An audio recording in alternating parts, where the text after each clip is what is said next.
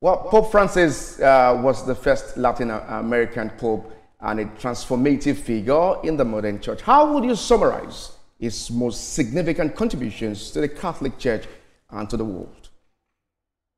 Well, I would say Pope Francis himself gave us the summary of his pontificate. A shepherd who smells like the flock, one who was with the people. So we call him today the People's Pope. That would be really a summary of the life of Pope Francis being the Pope.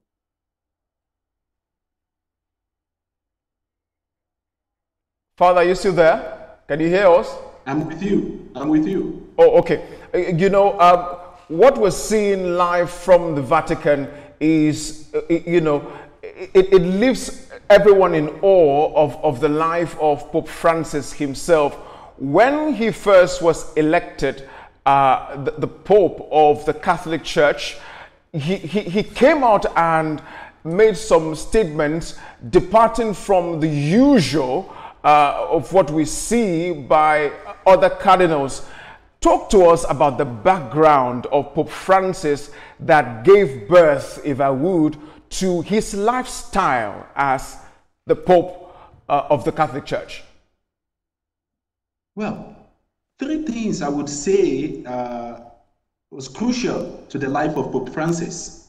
Perhaps there are more, but I could really single out three important things, very crucial to Pope Francis. The first would be the understanding and the embrace of what I call the Jesuit spirituality. Remember, Pope Francis was a Jesuit. And so he understood and he embraced totally that spirituality of St. Ignatius of Loyola. And at the heart of this spirituality of St. Ignatius of Loyola is the call to serve, but also the call to humility. And you could see that really permeating the entire period of his pontificate. A pope who was out there to serve the people, but also a pope who was humble and simple to the core. That would be the first. So at the heart of Pope Francis's agenda, I would say, or his life, was the Ignatian spirituality, him himself being a Jesuit.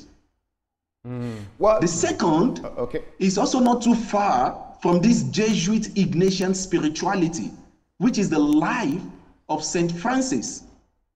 English channel. And by the way, the Vatican founder Media, of the Jesuits, St. Ignatius of Loyola, Vatican Media, was also inspired Vatican Media, by the life English of St. Francis. Well, he's talking about the simplicity of Pope Francis. Absolutely, and, absolutely. All what he said before his death, and just before he died, he appeared at St. Peter's Basilica on Easter Sunday doing the blessing. And despite his frail health, he still served until his last day. And remember, St. Maggiore, where he normally goes. Are you able to hear me? Okay, we can hear you. You're back now, Father. Okay. You can go on with your line of thought. Yeah, you are a bit far from me. I couldn't hear you well. We know you are joining us from Nairobi in Kenya. This is Nigeria. You can go on with your line of thought. Oh, okay. So I was saying that the second crucial thing for Pope Francis was the life of St. Francis himself.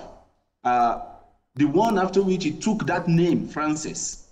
And that was a life of simplicity he lived. The life of humility.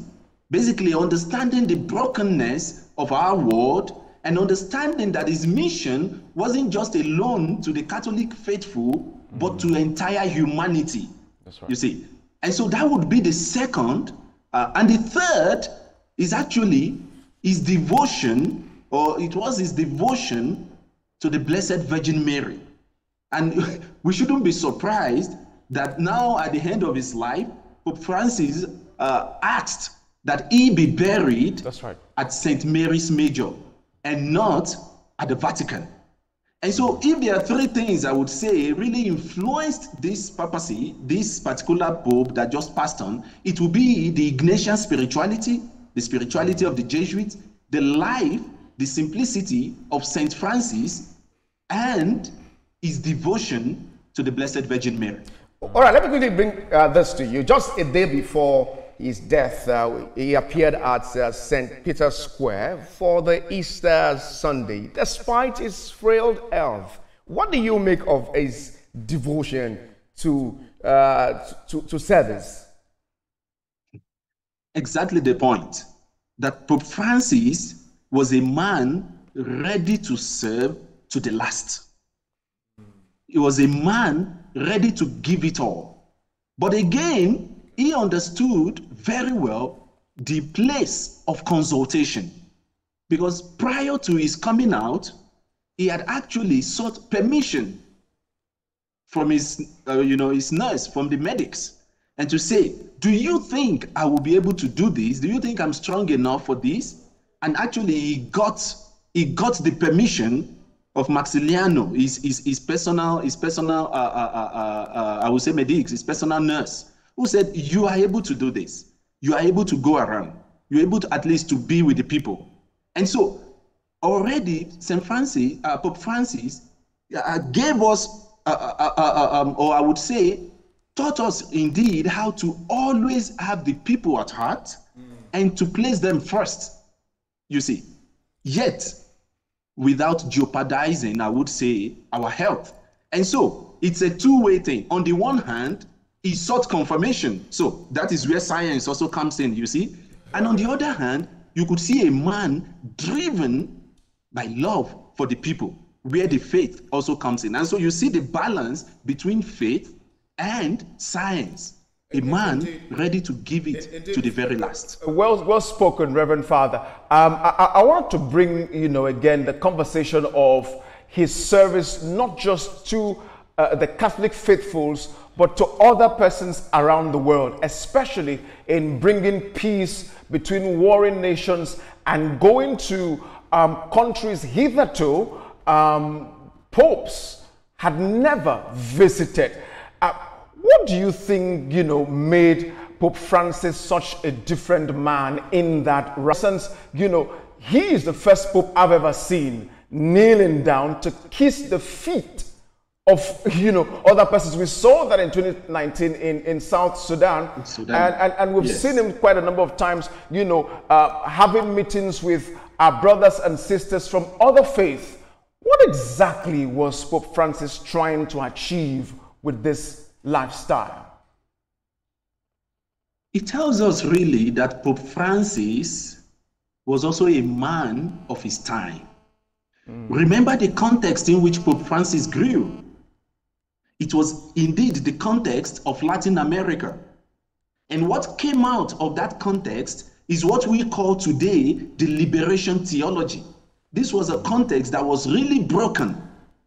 And again, it tells you that Pope Francis was a man able to read the signs of time. Indeed. And also seeing our world today. We live indeed in a broken world.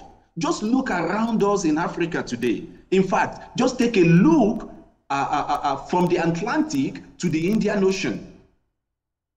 In Africa, almost all the countries are in one problem of war or insurgency or another. Pope Francis, understanding these dynamics very well, knew that peace would be non-negotiable for our world of today. And that tells us that he took really the brokenness of this world so seriously that he wanted to champion the cause of peace.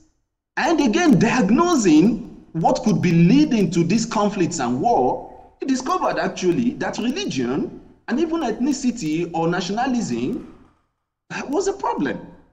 And so he needed to handle that from the perspective of faith. And so Pope Francis basically taught us that as humans that we are first called to bring about peace. And remember, even if I may quickly go into the Bible, when we're told in the creation story that what in his image and after his likeness, God created male and female.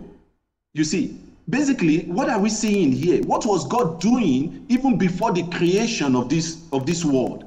The world, we were told, was in chaos. God brought about peace.